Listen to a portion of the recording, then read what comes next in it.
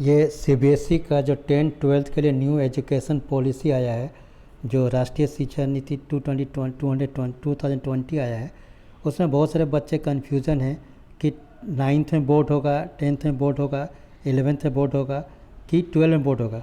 तो मैं क्लियर कर देना चाहता हूँ सबसे पहले कि जो बोर्ड 10th और 12 में होते थे वो सही बोर्ड होगा, उसको मतलब कि कोई परिवर्तन नहीं किया गया।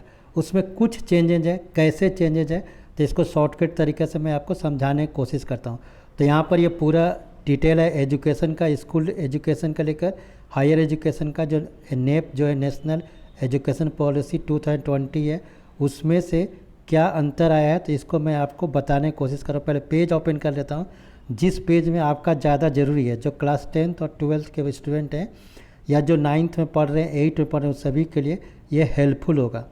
तो पहले समझने की कोशिश करते हैं कैसे अब पढ़ाई होंगे 2000 और इसको कब कब इम्प्लीमेंट करना है, जितना जल्दी हो सकता है उसको इम्प्लीमेंट करना है। तो हम लोग आते हैं पेज नंबर 10 में। यहाँ जो नेशनल एजुकेशन पॉलिसी है, इसमें पेज नंबर 10 में 4 पॉइंट दिया हुआ है। जो पॉइंट नंबर 4 है कि curriculum and pedology in the school learning should be holistically and integrated. इतना यहाँ पर जो लिखा हुआ है 5+3+3+4। अब 5 ईयर्स है क्या, यहाँ इसको समझिएगा। तो 5 ईयर्स जो है, सबसे पहला जो 5 ईयर्स है उसको हम लोग जो बोलेंगे, जो फर्स्ट 5 ईयर्स है उसको हम लोग बोलेंगे फाउंडेशन। क्या बोलेंगे? फाउंडेशन बोलेंगे। जो पहला जो फर्स्ट ईयर है 5 ईयर, इसको फाउंडेशन स्टेज कहलाएगा। फाउंडेशन स्टेज, फाउंडेशन स्टेज में क्या होगा? फाउंडेशन स्टेज में होगा कि इसमें जो 5 साल मैंने 5 दिया हुआ यानी 5 साल, 5 ईयर मैंने 5 साल। तो जो 3 साल से लेकर बच्चे जो 8 साल तक वो क्या करेंगे, तो उसको 2 कैटेगरी में बांटा गया कि जो 5 साल जो पहले करना है, जो 3 साल से लेकर यानी जो पहले बच्चे जो पढ़ाई स्टार्ट करेंगे वो आंगनबाड़ी में पढ़ेंगे, या फिर देखेंगे प्राइवेट स्कूल में चलता है नर्सरी, लोअर किंडरगार्टन, अपर किंडरगार्टन, यही 3 साल है। इसको हम लोग ये आंगनबाड़ी में स्टार्ट होगा और आंगनबाड़ी में ये जब चलेगा तो वहाँ पर मैंने क्या होगा कि 2 कैटेगरी में, पहला जो फाउंडेशन स्टेज है फर्स्ट में जो है, पहला जो 3 ईयर्स माने कि जो पहला 3 साल है यानी 3 साल के बच्चे, 4 साल के बच्चे, 5 साल के बच्चे वो आंगनबाड़ी में पढ़ेंगे।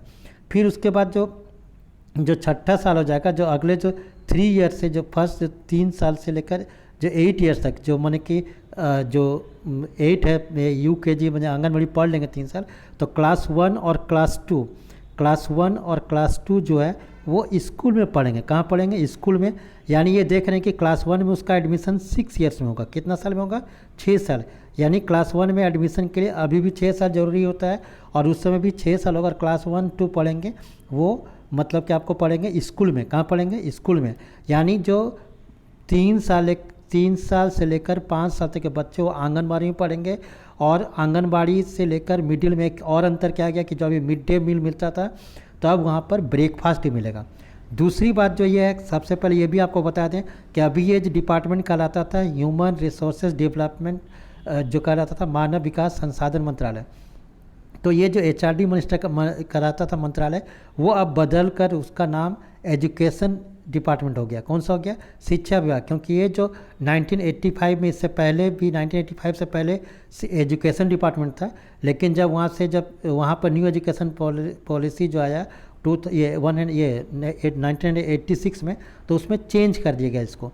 तो अब क्या हो गया, यानी समझ रहे हैं कि फाउंडेशन स्टेज, पहला क्या होगा? फाउंडेशन स्टेज, जो क्लास 1 से लेकर 2 जो पहले अलग होते थे वो इसी कैटेगरीज में आएंगे कि वो 3 साल पहले आंगनबाड़ी पढ़ेंगे, फिर क्लास 1 2 में वो अभी मतलब कि स्कूल में पढ़ेंगे। यानी जो 3 साल बहुत सारे जो प्राइवेट स्कूल में होता है, किंडरगार्टन होता है, नर्सरी, एलकेजी, यूकेजी, तो वो वहाँ पढ़ाई होगी 3 साल, फिर 1 2 में। तो ये हो गया फाउंडेशन स्टेज।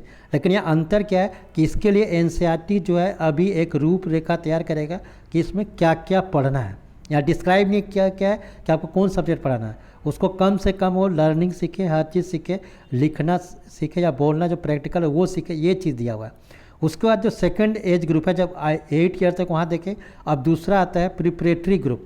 प्रिपरेटरी स्टेज क्या होता है कि जब प्रिपरेशन करते हैं तो उसी को प्रिपरेटरी स्टेज है। तो प्रिपरेटरी स्टेज जो है वो क्लास 3 से लेकर क्लास 5 तक बना हुआ है। यानी किस क्लास तक बना हुआ है? प्रिपरेटरी क्लास 3 से लेकर क्लास 5 तक। यानी क्लास 2 तक जो है नर्सरी, एलकेजी, यूकेजी और 1 2 तक जो है, या आंगनबाड़ी या क्लास 1 2 तक, उसको फाउंडेशन स्टेज कहा गया। अब इसमें सब्जेक्ट बताया गया, इसमें आपको सब्जेक्ट बता दिया गया कि साइंस 2 लैंग्वेज पढ़ना है, जो 3 लैंग्वेज जैसे 3 लैंग्वेज 2 नहीं 3 लैंग्वेज पढ़ना है। 3 लैंग्वेज कौन कौन हो गया कि कोई भी वो सारे लैंग्वेज हो सकते हैं जो 8 शेड्यूल में, शेड्यूल 8 में या 8वें अनुसूची में जितना माने नाम दिया गया भाषा को, उसमें कोई भी वो 3 लैंग्वेज पढ़ना है, plus science plus maths plus EVS जिसको ह्यूमनिटीज़ नाम दिया गया, ये पढ़ना 5 सब्जेक्ट। यानी यहाँ पर जो है आप देख रहे हैं कि चाहे वो इंग्लिश, हिंदी, संस्कृत हो या फिर कोई भी लैंग्वेज जो है 3 आप जो रीजनल लैंग्वेज भी चूज कर सकते हैं। और अगर इसको जो है वो अपने मदर टंग में पढ़ सकते हैं, कोई बांग्ला है तो बंगाली में पढ़ सकता है, कोई उर्दू में पढ़ सकता है, लेकिन ये जो अगर इंग्लिश में ही पढ़ सकते हैं, किसी भाषा में पढ़ सकते हैं। नेक्स्ट स्टेज है, यानी इस एज ग्रुप में देख रहे हैं कि जो प्रिपरेटरी स्टेज था कि वो 8 साल से लेकर 11 साल तक। अब वो तीसरा आता है मिडिल स्टेज। तो मिडिल स्टेज जो तीसरा का नाम दिया गया मिडिल स्टेज। मिडिल स्टेज क्या चीज़ है, तो इसमें क्लास 6 से लेकर क्लास 8 तक, यानी 6 से लेकर 8 तक जो है ये मिडिल स्टेज है। और इसमें सारा सब्जेक्ट पढ़ना है। वहाँ पर था साइंस, मैथ, ह्यूमनिटीज़, यहाँ पर आपको जो है मैथ भी पढ़ना है, साइंस भी पढ़ना है, फिर जाके आपको जो SST सोशल साइंस हो जाएगा, हिस्ट्री, सिविक्स, ज्योग्राफी, सारा कुछ पढ़ना है इसमें। और प्लस 3 जो लैंग्वेज था वो भी पढ़ना है, कोई भी 3 लैंग्वेज जैसे अभी चले आ रहा था, इसमें कोई अंतर नहीं किया गया। फिर जो नेक्स्ट स्टेज है सेकेंडरी स्टेज। सेकेंडरी स्टेज हम लोग पहले सेकेंडरी स्टेज था जो अभी जो होती थी सेकेंडरी स्टेज, और सीनियर सेकेंडरी स्टेज होता था। तो सीनियर सेकेंडरी स्टेज होता था 9, 10, और जो सीनियर सेकेंडरी स्टेज था 10, 12। लेकिन इसी में बदलाव क्या, लेकिन इसमें बदलाव क्या क्या कि ये सभी सेकेंडरी स्टेज ही कहलाएंगे, सीनियर सेकेंडरी या हाई स्कूल ही कहलाएंगे। इसको मैंने कहेंगे कि इसमें कोई भी सब्जेक्ट जैसे 11, 12 में हम लोग यहाँ पर 9, 10 में वही सारा सब्जेक्ट पढ़ना है जो आप पढ़ सकते हैं। कोई अगर आप एक म्यूजिक लेना चाहते हैं तो वो भी मेन सब्जेक्ट होगा, कंप्यूटर मेन सब्जेक्ट होगा। यानी आप यहाँ पर 2 लैंग्वेज पढ़ना है, प्लस आपको 3 सब्जेक्ट चुनना है। और उसमें अगर कोई आप जो चौथा सब्जेक्ट भी चुन सकते हैं, जैसे जनरली अभी होता है इंग्लिश, हिंदी या संस्कृत लोग रखते हैं, मैथ, साइंस और SST। लेकिन 11, 12 में क्या है कि 11, 12 की जो बात है कि जो 9 से 12 में इसको 2 ग्रुप में बांटा है। इसमें बताया है कि एक 9, 10 और एक 11, 12। और इसको डीपली एक्सप्लेनेशन करना है कि 9, 10 में क्या चीज़ है कि जो अभी बताया उसको। लेकिन 11, 12 में क्या होता था कि पहले उसको सब्जेक्ट बता दिया जाता था कि 11, 12 में कि आपको फिजिक्स, केमिस्ट्री, मैथ पढ़ना है, इसमें एक ग्रुप है 3, प्लस एक लैंग्वेज लेना है, इंग्लिश या हिंदी जो भी आप या ले सकते हैं, प्लस आपको एक और सब्जेक्ट लेना है, वो कोई भी सब्जेक्ट सकता है। दूसरा या फिजिक्स, केमिस्ट्री, बायो ग्रुप बता दिया गया।